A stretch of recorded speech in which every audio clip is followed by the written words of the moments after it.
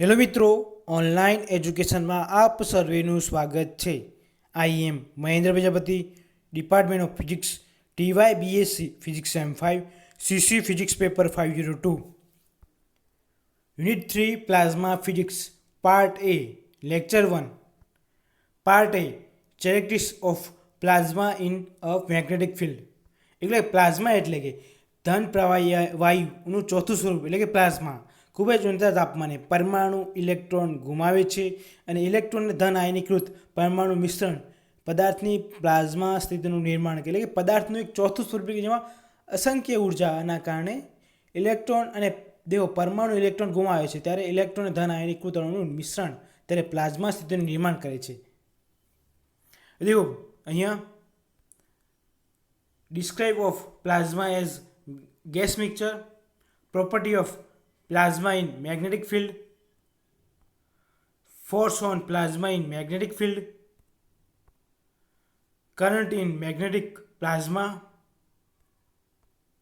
diffusion in magnetic field,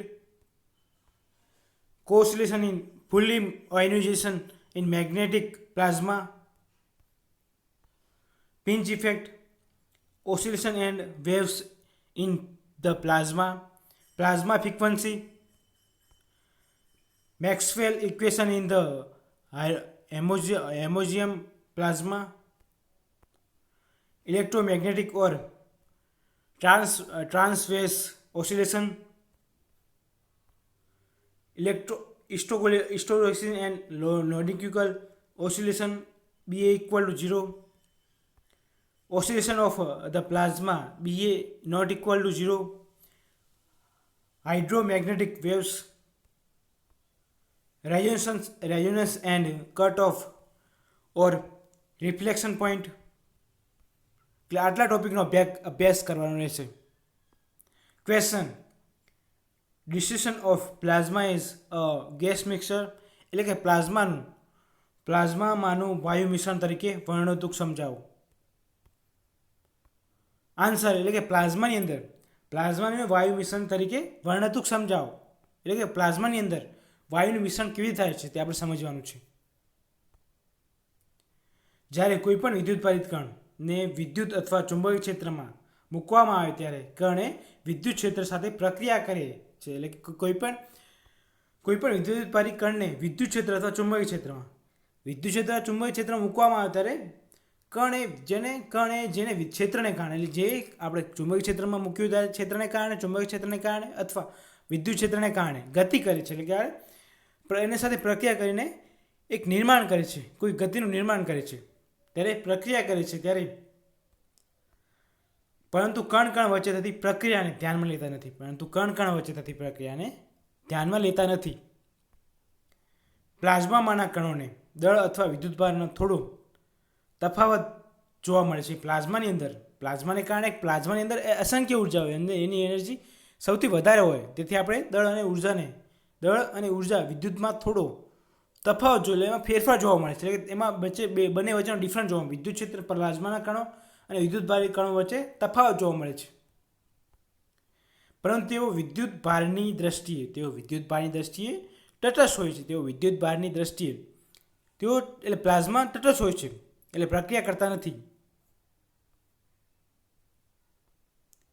પરંતુ તેઓ વિદ્યુતભારની દ્રષ્ટિએ તટસ્થ હોય છે. આથી પ્લાઝમામાંની અંદર વિદ્યુતભારની ઘનતા શૂન્ય થાય છે. પ્લાઝમાની અંદર વિદ્યુતભાર ઘનતા શું થશે? શૂન્ય જ, કારણ કે તેની દ્રષ્ટિએ એનું વિદ્યુતભાર અલગ હોય છે. બંને ડિફરન્ટ જોવા મળે છે. એટલે પ્લાઝમાની અંદર વિદ્યુતભાર ઘનતાનું મૂલ્ય શૂન્ય થશે. જો પ્લાઝમામાંના ગુણધર્મો વિશે જાણવું હોય તો આપણે પ્લાઝમાને વાયુ મિશ્રણ તરીકે લઈશું. પ્લાઝમામાંના ગુણધર્મો વિશે જાણ્યું તો પ્લાઝમાને આપણે વાયુ મિશ્રણ તરીકે લઈશું. ધારો કે પ્લાઝમામાંના એકમ કદમાં n ઇલેક્ટ્રોન, પ્લાઝમાની અંદર એકમ કદમાં n ઇલેક્ટ્રોન, n આયનો અને n ઝીરો તટસ્થ અણુઓ છે. પ્લાઝમાની અંદર શું છે? n ઇલેક્ટ્રોન, n આયનો અને n ઝીરો તટસ્થ અણુઓ આવેલા છે. ત્યારે વિદ્યુત બળ અથવા પ્લાઝમા પર કાર્ય કરે છે. ત્યારે પ્લાઝમાની અંદર કાર્ય કરે છે ત્યારે સરેરાશ વેગ તેનો સરેરાશ વેગ કોઈપણ એક ઇલેક્ટ્રોનને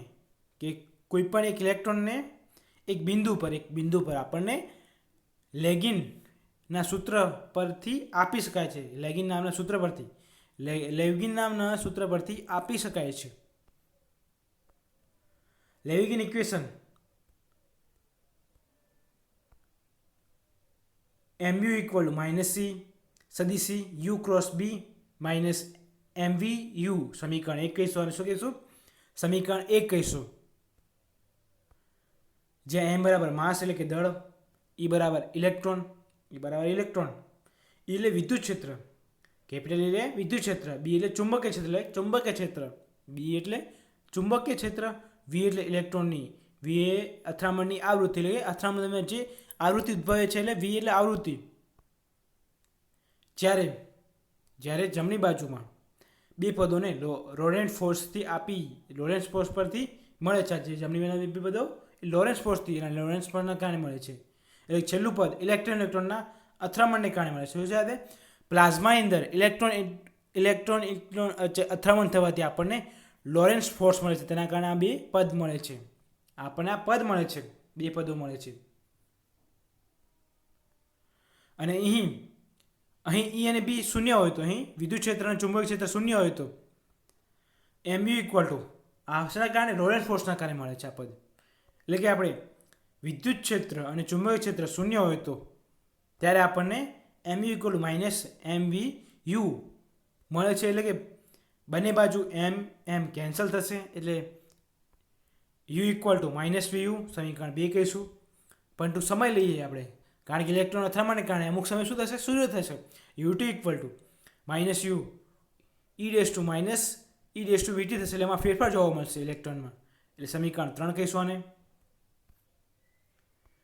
હવે આયન માટે આ પદ લોરેન્ટ્ઝ ફોર્સ એ આયન માટે પણ લખી શકીએ. એટલે કે mu સમીકરણ 1 પરથી આપણે આયન માટે લખી શકીએ.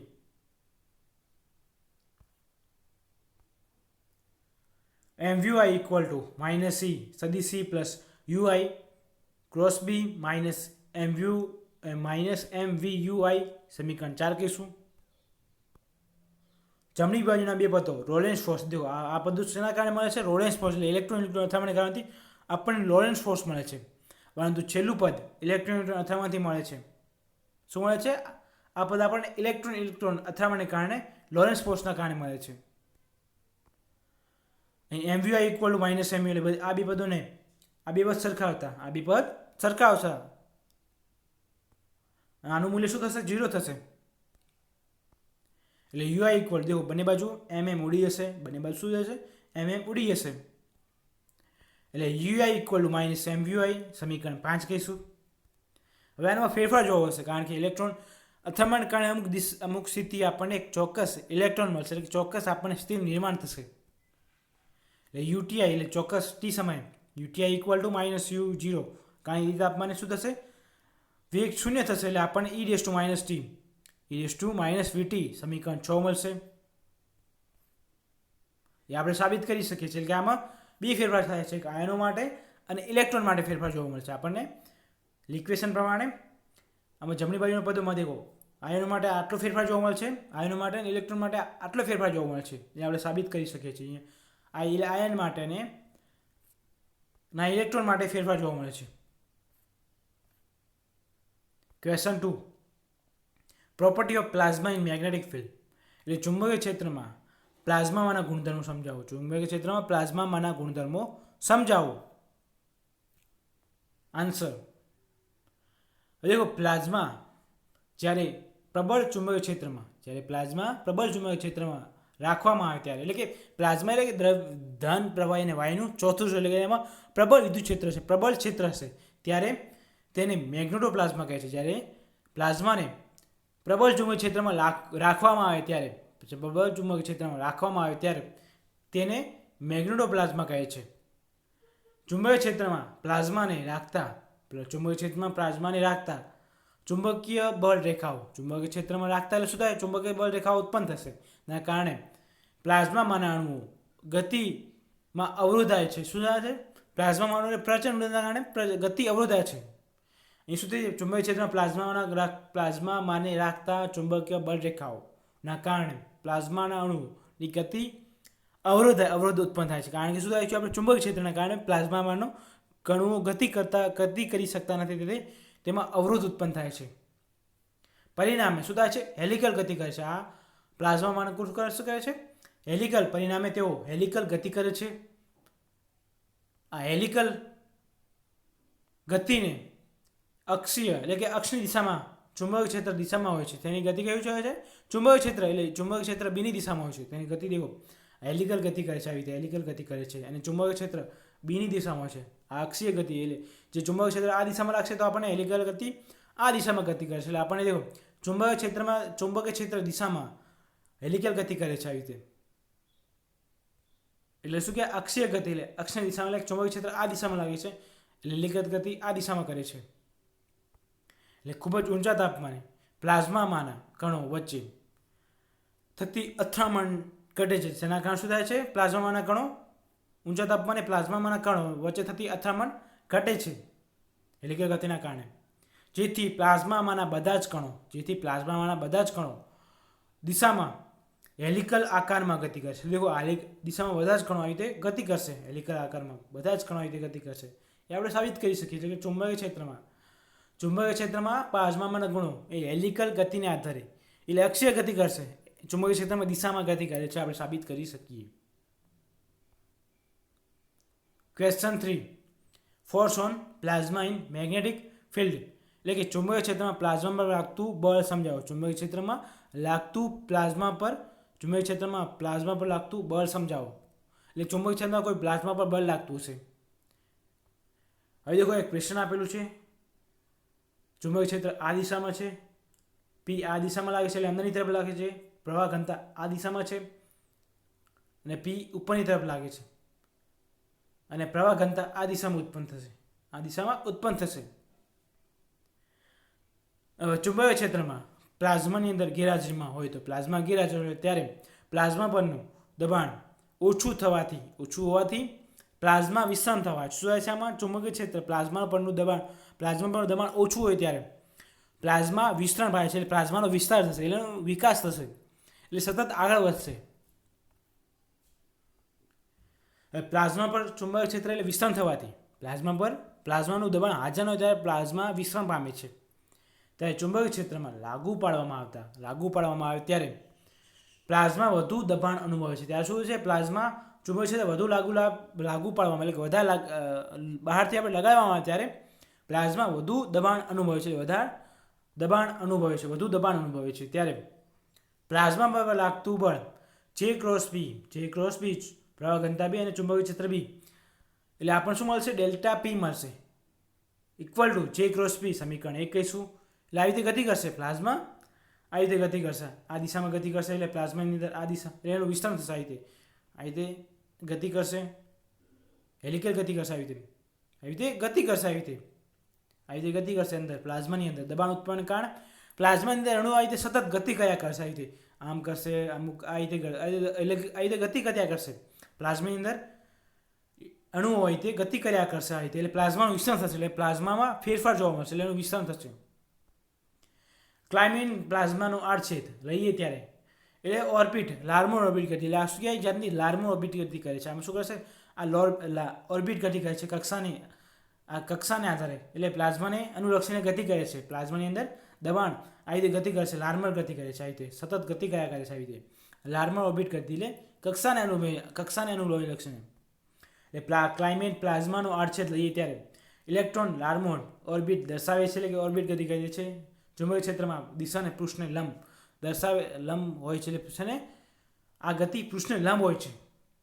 અહીં આડછેદ પર લાગતું બળ એ અચળ હોય છે. આડછેદ પર લાગતું બળ એ સતત ગતિ કર્યા કરે છે, કારણ કે અહીંયા આડછેદ પર લાગતું બળ અચળ હોય છે, એ સતત ગતિ કર્યા કરે છે.